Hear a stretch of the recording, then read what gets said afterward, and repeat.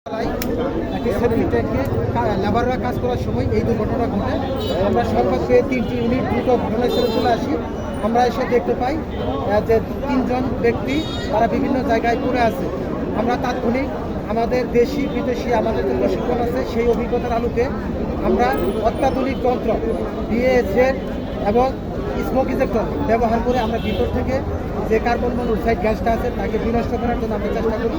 তারপরে আমরা নিরাপদ করে আমি নিজে ব্রিথিং অ্যাপারেটস করে নিচে আমরা নামার করে দেখি 3জন লোক করে আছে। আমরা প্রত্যেককে উদ্ধার করে পুলিশের কাছে হস্তান্তর করি। আপনারা জানেন যে এটা একটা সেফটি ট্যাঙ্ক। এই সেফটি ট্যাঙ্কে সাধারণত 24 ঘন্টা আগে ঢাকনা খুলে দিতে হয়।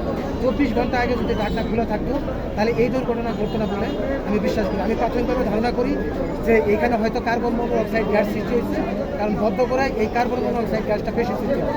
যার ফলে তারা গেটটা খুলে ঢাকনাটা খুলে নামা মাত্রই অক্সিজেন কাটা বয়ে যায়, সাথে সাথে তারা মৃত্যুবরণ করে। তবে আমি প্রত্যেকের উদ্দেশ্যে বলবো যে এই ধরনের সেফটি ট্যাঙ্ক, সোয়ারেজ লাইন, বাসার পানির ট্যাঙ্ক এগুলো পরিষ্কারের সময় অবশ্যই 24 ঘন্টা আগে আপনাকে এই ঢাকনা খুলে রাখতে হবে। বাইরের বাতাস সেইখানে যদি ঢুকে যায় তাহলে এই কার্বন বিভিন্ন যে গ্যাস সৃষ্টি হয় এই গ্যাসটা বিনষ্ট করে দেয়, যার ফলে এই দুর্ঘটনা থেকে আমরা রক্ষা পাই। ধন্যবাদ আপনাকে।